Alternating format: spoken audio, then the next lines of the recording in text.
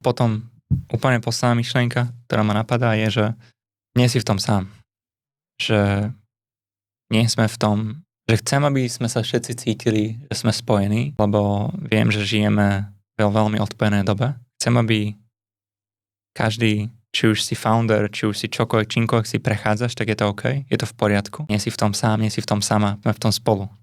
A že žijeme tento svet, nie sme roboti, hej, a vieme si uvedomať našu ľudskosť spolu, čiže keď sa niekde možno, že vidíme sa, ideme cez Euroveu a pozrieme sa na seba, tak sa na seba usmejeme, hej, a že sme jeden tím, my všetci na tejto planéte a to by som chcel ľuďom tak odozdať. Taktiež takúto myšlienku, že spájame sa viac, rozprávame sa viac, máme sa o mentálnom zdraví podnikateľov, máme sa aj mimo finančnej sféry v biznise, že nie všetko je len o tomto, že život je oveľa viac ako len jedna časť nášho života a vedieť sa spájať, vedieť sa rozprávať s ľuďmi, vedieť sa s nimi konektovať, či už ako keby partnersky, alebo len čisto akože kamarátsky.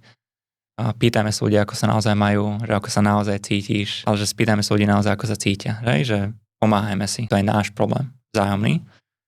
A podľa mňa my takto spoločne vieme naozaj meniť ten svet, keď sa všetci spolu spojíme ako ľudia. Pomáhajme si a usmiejeme sa na seba a